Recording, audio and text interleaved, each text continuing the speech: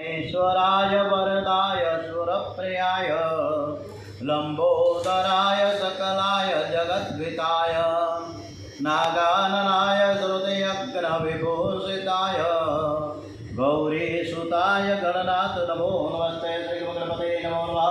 हनुमान जी महाराज की जय। मनोजवं मारुततुल्यवेगं जितेन्द्रियं बुद्धिमतं वरिष्ठं वातात्मजं वानरयोद्धमुख्यं श्रीरामदूतं शरणं प्रपद्ये। श्री हनुमान जी महाराज की जय। श्री रामचंद्र भगवान की जय। ओम श्री गायत्री मात की जय। ओम श्री सोमनाथ महादेव की जय। श्री भूतनाथ महादेव की जय। भारत माता की जय। वंदे वेद मातरम। ओम नमो भगवते वासुदेवाय। ओम श्री भागवत भगवान जी महाराज की जय।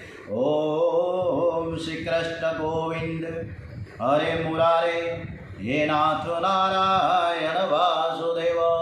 आज 16મી તારીખ છે અને ફાગણ વદ 12 છે। આજે સોમવારનો દિવસ છે। સોમનાથ દાદા की જયકાર સાથે આજની કથા આપણે શ્રી કૃષ્ણ પરમાત્માને સરસ રીતે વામનજી ભગવાનને સંભળાવીએ એવા ભાવ સાથે ખૂબ જ સરસ રીતે બલિરાજાને પાસે પોતાના 3 પગલાં જમીન માંગે છે અને એ સાંભળીને બલિરાજાને ખૂબ જ આશ્ચર્ય થાય છે। મનમાં વિચાર કરે કે આ બ્રાહ્મણ હજુ નાના છે, એમની બુદ્ધિ હજી કાચી છે, તેઓ ભણ્યા પણ ગણ્યા નહીં હોય, મને તેવું લાગે છે, એને માંગતા નથી આવડતું।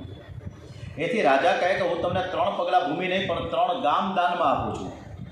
આ જગતમાં મારી પણ પ્રસિદ્ધિ છે। જે બ્રાહ્મણની હું પૂજા કરું છું, જેને હું દાન આપું છું, તેને બીજા કોઈના ઘેર દાન લેવા જવાનું રહેતું જ નથી। બલિરાજા અભિમાનમાં બોલે છે કે હું મોટો બધો દાતા છું, તમે જો મારા ઘેર દાન લીધા પછી બીજાના ઘેર દાન લેવા જાઓ તો તે મારું અપમાન ગણાશે। આપના દર્શન કરીને જ હું સમજી ગયો હતો કે આપ લોભી નથી, સંતોષી છો, પરંતુ આટલું ઓછું દાન કરતાં મને સંકોચ થાય છે, માટે આપ કંઈક માંગો કે મને આપતા એ સંકોચ એ આનંદ થઈ જાય। વામનજી કહે છે ધન્ય છે રાજન, તમે આવું બોલો છો તેમાં આશ્ચર્ય નથી, તમે તો ઉદાર છો, પરંતુ મારે તો દાન લેતા વિચાર કરવો જોઈએ ને, બધું થોડું માંગી લઉં।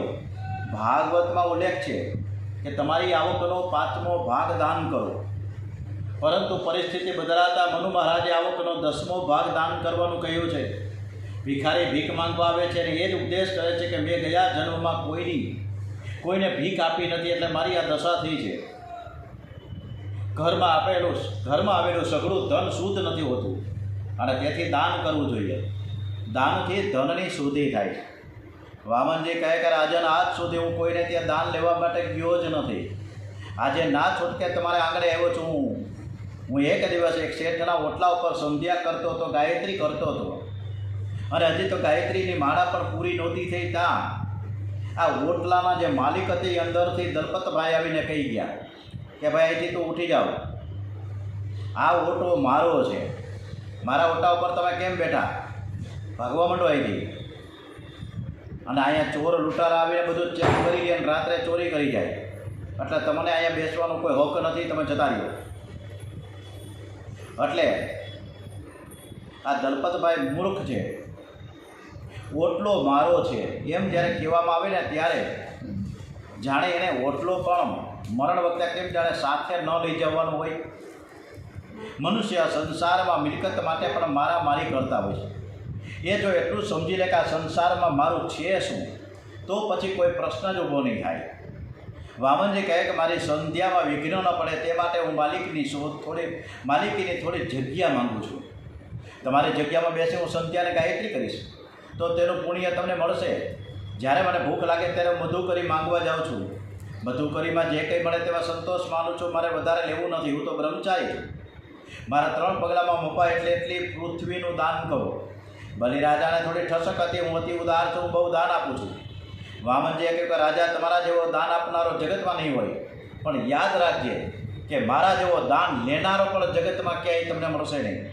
હું તો બધું આપવા તૈયાર છે, પણ મારે પણ કાંઈક વિચાર તો કરવો પડે કે નહીં, મારે વધારે લઈને શું કરવાનું। બલિરાજાને વામનજીની વાત સાંભળી ખૂબ આનંદ થયો છે। એને મનમાં થાય છે કે આવો પવિત્ર બ્રાહ્મણ મારી જગ્યા ઉપર સંધ્યા કરશે તો મારું કલ્યાણ થશે. બલિ રાજા કહે આજે હું તમને તમારી ઈચ્છાનુસાર 3 પગલાનું પૃથ્વીનું દાન આપું છું, પણ ભવિષ્યમાં તમને કોઈ પણ વસ્તુની જરૂર પડશે તો વિના સંકોચે મારી પાસે આવી જજો. વામનજી કહે આજે તો મને તમે ફક્ત 3 પગલાં પૃથ્વીનું દાન તો કરો, પછીની વાત પછી. બલિ રાજા દાનનો સંકલ્પ કરવા માટે તૈયાર થયા છે. યજ્ઞ મંડપમાં શુક્રાચાર્ય બિરાજેલા છે. તે એકીટસે નજર રાખીને વામનજીના દર્શન કરે છે. આ કોણ હશે? શુક્રાચાર્ય મહાન જ્ઞાની તપસ્વી બ્રહ્મનિષ્ઠ બ્રહ્મ છે. એ વામનજીની મુખાકૃતિ ઉપરથી સમજી ગયા કે આ કોઈ સાધારણ બ્રાહ્મણ નથી, પણ પરમાત્મા છે. એને બલિ રાજાને કહ્યું કે રાજન, દાન આપવામાં જરાય ઉતાવળ ન કરતા. આ બ્રહ્મચારીના પગલાં કેવા છે એ મને ખબર છે. તું બરોબર એને જાણતો નથી, હું જાણું છું. આ જેવો દેખાય છે એવો નથી. દેવોનું કાર્ય સિદ્ધ કરવા માટે આદિનારાયણ પરમાત્મા કશ્યપ ઋષિને ઘેર પુત્ર રૂપે આવ્યા છે, અને આ સાક્ષાત નારાયણ છે. આ બટુક મહારાજે તમારી પાસે ફક્ત 3 પગલાં પૃથ્વી માગી છે, પરંતુ તેના 2 પગલામાં જ બધું રાજ્ય આવી જશે. 3જા પગલાં મૂકવા માટે જગ્યા જ નહીં રહે અને તમને નરકમાં ફેંકી દેશે. તેથી તમે દાન આપો તો વિવેકથી આપજો. દાન એવું ન આપો કે જેથી તમે અને તમારા ઘરના બધા દરિદ્ર થઈ જાય. ધનની શુદ્ધિ દાનથી થાય, તનની શુદ્ધિ સ્નાનથી થાય, અને મનની શુદ્ધિ પરમાત્માનું ધ્યાન કરવાથી થાય છે. બહુ દાન આપવાથી કંઈ મન શુદ્ધ થતું નથી. શુક્રાચાર્યજી કહે છે કે તેને તમારો પગ માપીને પૃથ્વી આપજો. આ તો એવો વિરાટ સ્વરૂપ ધારણ કરશે કે 3જો પગ મૂકવાની જગ્યા જ નહીં રહે. એટલે એના પગથી તમારે જમીન નથી આપવાની, પરંતુ તમે તમારા પગથી આપો. બલિ રાજા કહે મેં આ પ્રમાણે દાન આપવાનો સંકલ્પ કર્યો છે. જે માણસ સંકલ્પ પ્રમાણે દાન ન આપે તો મનુષ્ય નરકમાં જાય છે. શુક્રાચાર્ય બલિ રાજાને સમજાવે છે કે ધર્માય યથા શેથાર્ય કામાય સ્વજનાય ચ પંચદા વિભજનતે નિહા પુત્ર ચ મોદતે. દરેક મનુષ્ય ધનનો 1 ભાગ ધર્મને માટે રાખો, 1 ભાગ મોજશોખમાં વાપરો, 1 ભાગ કીર્તિ માટે વાપરો, અને 1 ભાગ ભવિષ્યનો વિચાર કરી સંગ્રહ કરો. એટલે કે આવકનો 5મો ભાગ બચાવવો જોઈએ. 12 વર્ષ કાળ પરિવર્તન કરે છે. આજે જેવી આવક છે તેથી આવક, એવી આવક કાયમ ટકવાની નથી, રહેવાની નથી. કળિયુગના છોકરાઓ મા બાપની સેવા કરતા નથી, પરંતુ તેની પાસે રહેલા પૈસાની સેવા કરતા હોય છે. પૈસો હશે તો બધા સગા ભેગા થશે. મનુષ્ય પોતાની વૃદ્ધાવસ્થાનો ખ્યાલ રાખવો જોઈએ. તે પોતાની મૂડીમાંથી 1 ભાગનો સંગ્રહ વૃદ્ધાવસ્થા માટે કરે તો ઘડપણમાં છોકરાઓ પાસે માંગવાનો વખત નહીં આવે. છોકરાઓ મા બાપની સેવા કરશે એવો અત્યારનો સમય આશા રાખવાનો નથી. છોકરાઓ પરણે કે એની બુદ્ધિ બગડે છે. કેટલાકને તો મા બાપ અને અનાથાશ્રમમાં મૂકી આવે છે. માટે ભવિષ્યનો વિચાર કરીને થોડો સંગ્રહ કરો. બતાવી આપણે 5000 વૃદ્ધોને રાખવા માટેનો અદ્યતન વૃદ્ધાશ્રમ રાજકોટમાં થઈ રહ્યું છે. 5000. કારણ કે ખબર જ છે કે દિન પ્રતિદિન વૃદ્ધો વધવાના જ છે. પછી બધાને મૂકવા ક્યાં? એટલે ખૂબ સરસ મજાની મોટી અદ્યતન વૃદ્ધા આશ્રમ થઈ રહ્યો છે. શુક્રાચાર્ય બલિ રાજાને ઘણું સમજાવે છે, છતાં બલિ રાજા કહે કે મેં વામનજીને વચન આપ્યું છે, હવે ના પાડું તો જૂઠું બોલવાનું મને પાપ લાગે. અસત્ય જેવું કોઈ પાપ નથી. શુક્રાચાર્યજી સમજાવે કે અતિ દુઃખમાં વિપત્તિમાં અસત્ય બોલે તો તે ક્ષમ્ય છે. 4 પ્રસંગો એ અસત્ય બોલો તો તે ક્ષમ્ય ગણાય. વહેલું તો કે કોઈના વિવાહ થતા હોય એવા સમયે અસત્ય બોલવું પડે તો તે ક્ષમ્ય ગણાય છે. સ્ત્રીઓને ગુપ્ત વાત કહેવાના પ્રસંગે સ્ત્રીઓને શ્રાપ છે કે સ્ત્રીઓ કોઈ ખાનગી વાત પેટમાં રાખી શકતા નથી. પ્રાણ સંકટમાં હોય. 3જું, જો પ્રાણ સંકટમાં હોય ત્યારે ખોટું બોલાય. અને 4થું, ગાય બ્રાહ્મણના રક્ષણ માટે પણ કદાચ ખોટું બોલવાનું થાય તો બોલી શકાય. બલિ રાજા તમારા માટે પ્રાણ સંકટ આપ્યું છે, તેથી તમે ચોખ્ખી ના પાડી દો. જો તમારે દાન આપવું જ હોય તો તમારા પગથી માપીને દાન આપજો. આ બ્રહ્મચારી ધરતીને માપશે તો અનર્થ થશે. બલિ રાજા કહે છે કે મેં હે ગુરુજી, આપે મને સુંદર બોધ આપ્યો છે. આપનો બોધ મારા સર માથા ઉપર છે. હું પ્રહલાદજીના વંશનો બાળક છું. અત્યાર સુધી તો માનતો હતો કે આ કોઈ બ્રાહ્મણનો છોકરો છે, પરંતુ જ્યારે આપે કહ્યું કે આ તો સાક્ષાત પરમાત્મા પધાર્યા છે, એ મારી પાસે માંગવા આવ્યા છે, તો હું મારા નારાયણને મારું સર્વસ્વ અર્પણ કરી દઉં. પછી ભલે હું દરિદ્ર થઈ જાઉં. આવો સુયોગ ફરીથી મને ક્યારે મળશે? સંપત્તિનો સન્માર્ગે ઉપયોગ થયા પછી મોટી વિપત્તિ આવે તો તે વિપત્તિમાં પણ મન શાંત રહે. નારાયણ તો મારા ઈષ્ટદેવ છે, તે માટે જે મારે ઘેર આજે બાળક બનીને આવ્યા છે, હું મારી સર્વ સંપત્તિ બટુકજીના ચરણોમાં અર્પિત કરી દઈશ. છતાં જગતમાં મારી કીર્તિ તો રહેશે. દાન આપનારો મોટો કે દાન લેનારો મોટો? કન્યાદાન મહાન પુણ્ય છે. દાન આપનારનો હાથ ઉપર હોય છે, દાન લેનારનો હાથ નીચે હોય છે. બલિરાજાએ કહ્યું કે ગમે તે થાય, પણ હું આ બ્રાહ્મણને 3 પગલાં પૃથ્વીનું દાન તો જરૂર કરીશ જ. આનાથી જગતમાં મારી પ્રતિષ્ઠા વધશે. શુક્રાચાર્યજી કહે છે કે હે રાજન, તમે પ્રતિષ્ઠાના મોહમાં રહેશો તો નરકમાં જવાનો વારો આવશે. બલિરાજા કહે મને નરકની બીક નથી લાગતી. પાપ કર્યા પછી નરકમાં જવું એ ખોટું, પણ પરમાત્માને અર્પણ કરીને નરકમાં જવું એનાથી શું ઉત્તમ. બ્રહ્મ શબ્દ થયા પછી નરકમાં જવું પડશે તો મારા ભગવાનને પણ હું મારી સાથે લઈ જઈશ. તુકારામે કહ્યું છે કે ગર્ભવાસ થાય કે નરકવાસ થાય, પરંતુ મારો વિઠ્ઠલ જો મારી સાથે જ હોય તો હું ત્યાં જવા તૈયાર છું. તુકારામ ગર્ભવાસ માગે છે, કારણ કે તેમને ખાતરી છે કે તુકા મહે ગર્ભવાસી ઘાલાવી અમાહી. હું જ્યાં જઈશ ત્યાં વિઠ્ઠલનાથ મારી સાથે આવશે. ગુરુજી, આપ દરેક સત્કર્મ કરતી વખતે મને સંકલ્પ કરાવો છો. અનેન કર્મણા ભગવાન પરમેશ્વર પ્રિયતામ નમઃ. અને બધું જ ફળ શ્રી કૃષ્ણ અર્પણ કરાવો છો. તો પછી શ્રી કૃષ્ણ આજે મારે ઘેર આવ્યા છે તો હું કેમ ના પાડું? આપ કૃપા કરીને મને દાનનો સંકલ્પ કરાવો. મારા ભગવાનને હું સર્વસ્વ અર્પિત કરી દઈશ. શુક્રાચાર્યજી કહે છે કે તમને હું સંકલ્પ નહીં કરાવું. ત્યારે વામનજી કહે કે તમારા ગોરદાદા સંકલ્પ ન કરાવે તો હું સંકલ્પ કરાવીશ. મને બધું જ આવડે છે, હું તો બ્રાહ્મણનો દીકરો છું. પછી તો બલિરાજાના કહેવાથી વામનજી સંકલ્પ કરાવવા લાગ્યા છે. એવો કહે કે જારીમાંથી જળ હાથમાં લ્યો. શુક્રાચાર્યથી આ સહન ન થયું, તેથી તેઓ જારીના નાળચામાં સૂક્ષ્મ રૂપે પ્રવેશ કર્યો.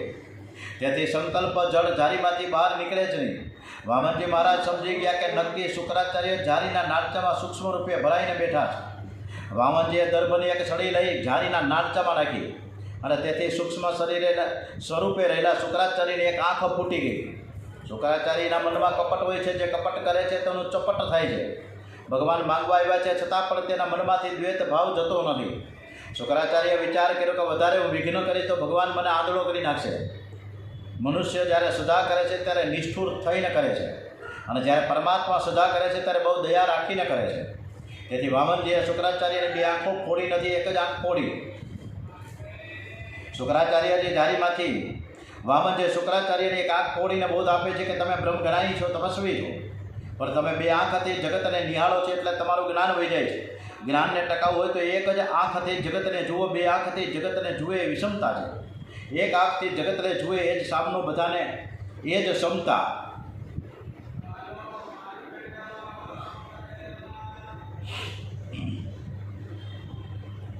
બધાને એક જ આંખથી જુઓ. શુક્રાચાર્યજી જારીમાંથી નીકળી ગયા. દાનનો સંકલ્પ પરિપૂર્ણ થયો. પરમાત્મા પ્રિયતામ નમઃ. પછી તો વામનજીનું સ્વરૂપ ધીરે ધીરે વધવા લાગ્યું. એમણે વિરાટ સ્વરૂપ ધારણ કર્યું છે. વામનજી 1000 હાથવાળું વિરાટ સ્વરૂપ ધારણ કર્યું. તદ વામનમ રૂપમાં વર્ધતાદભુતમ હરેન્યતસ્ય ગુણત્રયાત્મકમ ભૂહુ ખમ દિશો ધ્રુવેવ્રાહ વયોધયસ્તિ દુ ન દેવાહ. ઋષયો સિદ્ધાસત 1000 હાથ છે.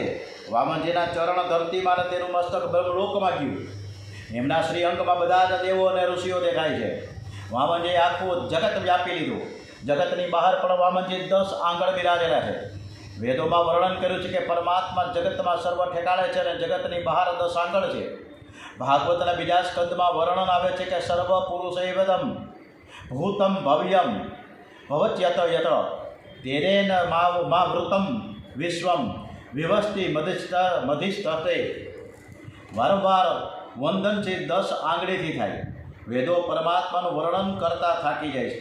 ભગવાનને વારંવાર વંદન કરો. 2-3 મિનિટ થાય કે ઠાકોરજીના દર્શન કરીને વંદન કરો. પરમાત્માનું સ્વરૂપ સ્મરણ કરો અને જે જેવા હશે એવા જ તમને દેખાશે. વિરાટ સ્વરૂપ ધારણ કરેલા વામનજીના એક જ ચરણમાં સમસ્ત પૃથ્વીનું રાજ્ય આવી ગયું.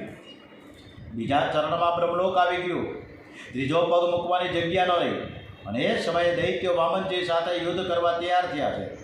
અમારા ધણીને ક્ષેત્રે છે. બલિરાજાને તેણે સમજાવીને કહ્યું કે અત્યારે સમય પ્રતિકૂળ છે, ત્યારે તમે શાંત રહો, નહીંતર મારી સાથે તમને પણ માર પડશે. વામનજી કહે કે હે બલિરાજા, તે 3 પગલાં પૃથ્વીનું દાન કરવાનો સંકલ્પ કર્યો છે. સંકલ્પો પ્રમાણે જે દાન આપતો નથી તે મનુષ્ય નરકમાં જાય છે. બ્રાહ્મણને છેતરો છો. અરે બલિરાજા છેતરે છે કે વામનજી મહારાજ છેતરે છે? દાનનો સંકલ્પ કર્યો ત્યારે 6 વર્ષનું બાલ સ્વરૂપ હતું અને ધરતીને માપે છે ત્યારે વિરાટ સ્વરૂપ પ્રગટ કર્યું છે. ગણેશ પુરાણમાં બલિ વામન ભગવાનને પૂછે છે કે આપે મારી સાથે આવું કપટ કેમ કર્યું? મેં કોઈ પાપ તો નથી કર્યું. ત્યારે વામનજી જવાબ આપે છે કે બલિ, તારા હાથે થોડું પાપ થયું છે. યજ્ઞની શરૂઆતમાં મેં ગણેશજીનું પૂજન કરવાની આજ્ઞા કરેલી, પણ તે ગણેશજીની પૂજા કરવાનો ઇનકાર કર્યો અને વિષ્ણુની પૂજા કરીશ એમ કહ્યું. ગણપતિ વિષ્ણુ છે તેમ તે માનું તેમ તે ન માન્યું અને આ ભેદ દ્રષ્ટિ રાખી છે. અને તેથી ગણપતિજીએ મને પ્રાર્થના કરીને તારા યજ્ઞમાં વિઘ્ન નાખવા બોલાવ્યા છે. એ વિઘ્ન કરતા અને વિઘ્ન હરતા છે. વામનજી કહે કે રાજાને હજુ મારું એક ચરણ બાકી છે, બોલો હું ક્યાં મૂકું? બલિ મહારાજ એવું બોલ્યા હતા કે દાન લેનારો હલકો અને દાન દેનારો મોટો છે. બલિમાં સૂક્ષ્મ અભિમાન હતું કે હું મોટો છું. એને પરમાત્માને ધન સુખ આપ્યું, મન આપ્યું, ધન આપ્યું, પણ અભિમાન ન આપ્યું, ધન આપ્યું નહીં. પરમાત્મા બલિરાજ અને માધવા તૈયાર થાય છે અને એ સમયે વિંધ્યાવલી રાણી આવે છે અને પ્રભુને વારંવાર વંદન કરીને સ્તુતિ કરે છે કે આ જગત આપની લીલાભૂમિ છે, તેવા માલિક આપ છો. કોઈ પણ માનવ માલિક થઈ શકે નહીં. આ જીવ તો તનનો પણ માલિક નથી, તો ઘરનો ક્યાંથી હોય? ધનનો માલિક કેવી રીતે બની શકે? માલિક તો પરમાત્મા છે, માનવ તો મુનિ છે, એનું કામ વહીવટ કરવાનું છે. પરંતુ આ જીવ અજ્ઞાનથી એવું સમજી બેઠો છે કે હું જ માલિક, આ શરીર સંપત્તિ વગેરે મારું છે. ઘરમાં સેવક થઈને રહેજો, ઘરમાં માલિક થઈને રહે તે દુઃખી થાય છે. તમારા ઘરમાં માલિક પરમાત્મા છે. પરમાત્માને માલિક બનાવશો અને માનશો તો તમારી બધી જ ચિંતા પરમાત્માને થશે. ધૃતરાષ્ટ્ર કહે છે કે આ પુત્રો મારા છે, તેથી ભગવાને તેના બધા જ પુત્રોને માર્યા. જ્યારે અર્જુન ભગવાનને કહે છે કે હું તમારો છું, તમારે શરણે આવ્યો છું. શરણે આવેલાને ભગવાન અપનાવે છે. વિંધ્યાવલી કહે છે કે નાથ, તમને કોણ દાન આપી શકે? મારા પતિદેવની બોલવામાં કંઈ ભૂલ થઈ છે. આપ તો સર્વસ્વના માલિક છો, તમને કોઈ દાન આપ્યું જ નથી. જે કંઈ પાસે હતું તે તમારા ચરણમાં અર્પણ કર્યું છે. તમારું જ તનને અર્પણ કરું છું. મારા પતિદેવને બાંધશો નહીં. બલિ મહારાજ ગભરાયા. એમને વિંધ્યાવલી ધીરજ આપીને સમજાવે છે, ઠાકોરજીને પ્રણામ કરો. આ બધું તેમનું જ આપેલું છે. તમારા રાજ્યમાં 2 પગ સમાય છે, પણ આ શરીર બાકી છે. તેથી ત્રીજું ચરણ મસ્તક ઉપર પધરાવો. પતિના શરીરમાં પત્નીનો હક હોય છે. પત્નીની રજા વિના પતિ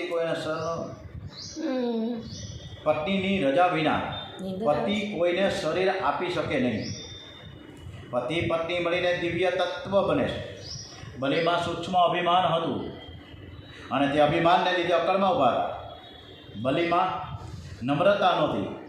એ માલિક રહેવા માગતા હતા. તેઓ વિંધ્યાવલી રાણીને કહ્યું કે આ સાક્ષાત પરમા છે, તમે એને વંદન કરો.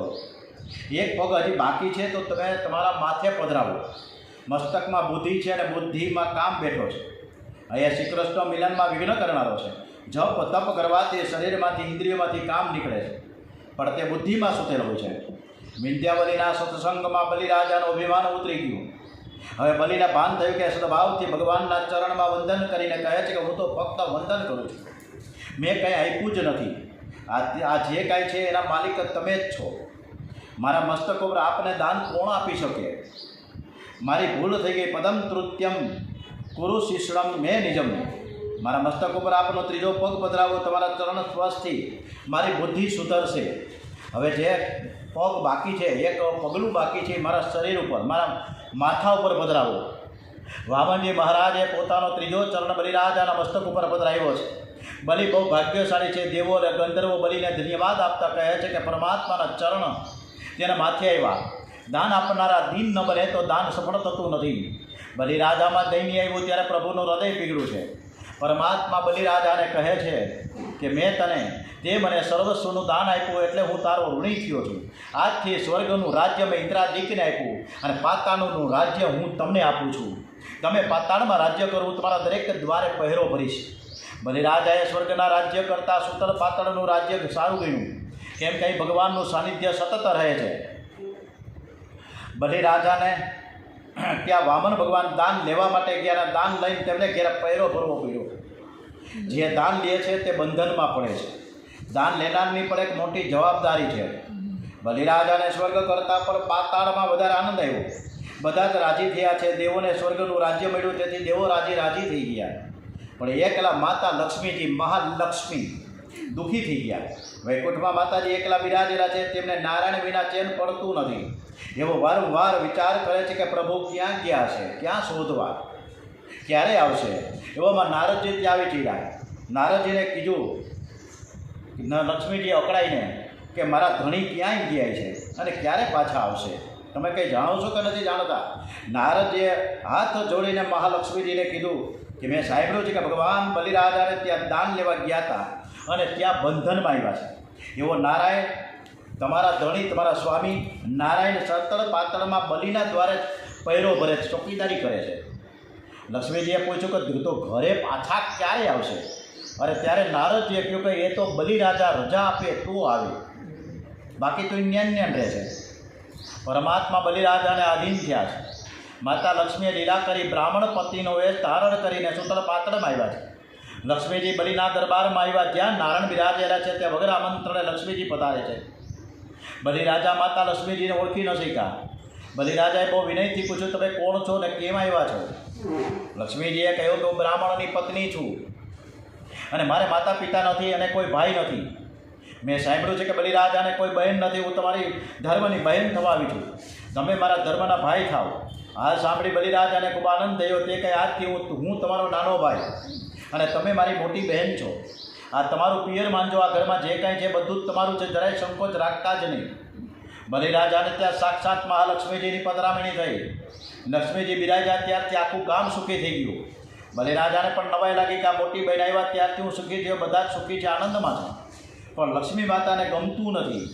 પોતાના નાથ અને સિપાહીની જેમ લાકડી લઈને દરવાજે ઊભેલા જોઈને ખૂબ દુઃખી થયા. પરંતુ પોતાના ધર્મના ભાઈ આગળ હસતું મોટું રાખે છે. એ વિચાર કરે છે કે બંધનમાં આવ્યા છે, કોઈ એવો અવસર શોધી લઉં કે જેથી એને બંધનમાં હું ત્યારે છોડાવી દઉં. શ્રાવણ માસની પૂર્ણિમા આવી. રક્ષાબંધનના દિવસે લક્ષ્મીજીએ બલિરાજાને ત્યાં રક્ષા બાંધી. બલિ બહુ ભાગ્યશાળી છે. જગત માતા લક્ષ્મી તેના હાથ ઉપર રાખડી બાંધે છે. બલિરાજા એને પ્રણામ કરે છે. એમના મનમાં થયું કે મારે બહેનને કંઈક આપવું જોઈએ. બલિરાજા માતાજીને કહે કે તમારા ઉપર હું ખૂબ પ્રસન્ન થયો છું, તમારી જે ઈચ્છા હોય તે માગી લો. માગવામાં તમે જરાય સંકોચ રાખતા જ નહીં. લક્ષ્મીજી કહે મને માગવાની ઈચ્છા છે, પરંતુ માગતા મને સંકોચ થાય છે. બલિરાજા કહે તમારે ત્યાં ન હોય એ માગો, કોઈ પણ પ્રકારનો સંકોચ અને શરમ નહીં રાખવાનો. હું તમારો ભાઈ છું, તમે મારી પાસે જે કંઈ માગશો એ હું આપીશ. લક્ષ્મીજી કહે મારા ઘરમાં બધું જ છે, મારી એક વાતની ખોટ છે, તેના વગર મને ચેન પડતું નથી. મને તમારે ત્યાં જ્યાં ચોકીદારી કરે છે ને, પહેરો ભરે છે ને, એ મારે જોઈએ છે, એને મુક્ત કરી દો. બલિરાજા કહે એ તમારા શું સગા થાય? ત્યારે લક્ષ્મીજી કહે મારા સર્વસ્વ છે, મારા નારાયણ છે. અને ત્યાં જ ભગવાન નારાયણ ચતુર્ભુજ સ્વરૂપે પ્રગટ થયા. બોલીએ શ્રી પુરાણ પુરુષોત્તમ ભગવાન કે જય, શ્રી લક્ષ્મી નારાયણ ભગવાન કે જય, શ્રી વિષ્ણુ ભગવાન કે જય. રક્ષાબંધનના શુભ દિવસે લક્ષ્મીજી નારાયણની સાથે વૈકુંઠ ધામમાં પધારે છે. અને તેથી તે દિવસે રામાનુજાચાર્ય પંથના મંદિરોમાં પાટોત્સવ થાય છે. પરમ પવિત્ર વામન ચરિત્રની કથા વક્તા અને શ્રોતાઓના પાપને બાળનારી છે. પિતૃ તિથિના દિવસે વામન ચરિત્રનો પાઠ કરવામાં આવે તો પિતૃઓને સદગતિ થાય છે. પિતૃ તિથિના દિવસે આ સમજવા જેવું છે, યાદ રાખજો. ભાદરવ મહિનામાં જ્યારે પિતૃ તિથિ આપણી હોય આપણા મા બાપની, ત્યારે આ પાઠ કરવો, બરાબર. અષ્ટમ સ્કંદના 23મા અધ્યાયમાં વામન ચરિત્રની સમાપ્તિ બાદ 24મા અધ્યાયમાં મસ્ત નારાયણ ભગવાનની કથા કરી છે. અષ્ટમ સ્કંદનો આ છેલ્લો અધ્યાય. સત્યવ્રત નામનો રાજશ્રી ભગવાનનો મોટો ભક્ત હતો. તે જળપાન કરીને તપશ્ચર્યા કરતો હતો. એ રાજા મહાકલ્પમાં સૂર્યના પુત્ર શ્રાદ્ધદેવના નામથી પ્રખ્યાત છે અને શ્રીહરિ તેમને મનુ બનાવે છે. તેઓ કૃતમાલા નદીના કિનારે તપશ્ચર્યા કરે છે. એક દિવસે તેઓ નદીમાં ઊભા હતા અને જળ તર્પણ કરી રહ્યા હતા. ત્યારે તેમના ખોબામાં એક માછલું આવ્યું. મનુ મહારાજે તે માછલાને ફરીથી પાણીમાં નાખી દીધો, પરંતુ તે માછલો ફરીથી જળ સપાટી ઉપર આવીને કહેવા લાગ્યો કે તમે મને ફરીથી પાણીમાં ન નાખો, હું તમારા શરણે આવ્યો છું. પાણીમાં મને મોટા મોટા માછલાઓની મને બીક લાગે છે, મને મારી નાખશે, તમે મારું રક્ષણ કરો. મનુ મહારાજે તે માછલાને પોતાના કમંડળમાં નાખીને આશ્રમમાં લઈ આવ્યા. પરંતુ માછલો તો એક રાતમાં વધી ગયો અને મનુ મહારાજને કહે કે મને કમંડળમાં સંકળાશ પડે, મને કોઈ વિશાળ જગ્યામાં પધરાવો. રાજા તેને સમુદ્રમાં પધરાવે છે. સમુદ્રમાં પધરાવતા જ માછલાએ વિશાળ સ્વરૂપ ધારણ કર્યું અને તેથી સત્યવ્રત રાજાને આશ્ચર્ય થયું છે. આ માછલો કોઈ સાધારણ નથી, કોઈ મહાન લાગે છે. રાજાએ વિશાળ સ્વરૂપ ધારણ કરેલા માછલાને પૂછ્યું, તમે કોણ છો? તમારું સ્વરૂપ એકાએક આટલું વિશાળ શા માટે થઈ ગયું? તમે તો સાક્ષાત વિનાશી ભગવાન નારાયણ છો. હું તમને નમસ્કાર કરું છું, હું તમને વંદન કરું છું. તમારે આવું સ્વરૂપ શા માટે ધારણ કરવું પડ્યું તેને જાણવાની મારી ઈચ્છા છે. ભગવાન મસ્ત નારાયણ કહે છે કે હે સત્યવ્રત રાજા, હું આ સ્વરૂપે તારું કલ્યાણ કરવા માટે આવ્યો છું. આજથી 7 દિવસ પછી પ્રલય થવાનો છે અને પ્રલયમાં બધાનો નાશ થશે, પરંતુ તું મારું સ્મરણ કરજે, હું તને તારી લઈશ. પ્રલયના સમુદ્રમાં જ્યારે ત્રણેય લોક ડૂબવા લાગશે ત્યારે તું મારી મોકલેલી નૌકામાં બેસીને વિહાર કરજે. તું મારી નૌકાને મારા શિંગડામાં બાંધી દેજે. મનુ મહારાજ 6 દિવસ સતત ધ્યાન કરતા રહી અને 7મા દિવસે પૃથ્વી જળમય થઈ. મનુ મહારાજ મત્સ્ય નારાયણના કહેવા પ્રમાણે નૌકામાં બેસી જઈને નારાયણનું ધ્યાન કરીને સ્તુતિ કરવા લાગ્યા છે. થોડી જ વારમાં 1 લાખ યોજન મોટો એક શિંગડાવાળો સોનાનો મહામચ્છ તે સમુદ્રમાં પ્રગટ થયો છે. મનુ મહારાજ વાસુકી નાગરૂપી દોરડાથી નૌકાને મહામચ્છના શિંગડા સાથે બાંધી દે છે. અહીં મનને માછલાની ઉપમા આપવામાં આવી છે. બ્રહ્માકાર વૃત્તિ ત્યારે થાય છે કે જ્યારે કોઈ બ્રહ્મનિષ્ઠ ગુરુ મળે. સત્યવ્રત બનો, સત્યનું પાલન કરો. જે સત્યનિષ્ઠ જીવ એ જ સત્યવ્રત મનુ. વૃત્તમાલાના કિનારે રહો એટલે સત્યકર્મની પરંપરામાં રહો અને તો તે સત્યવ્રત.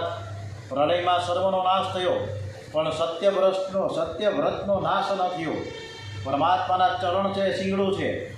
આ શરીરને પરમાત્માના ચરણમાં બાંધી રાખો. મહાત્માઓ મસ્તનારાયણની સ્તુતિને ગુરુ અષ્ટકી કહે છે.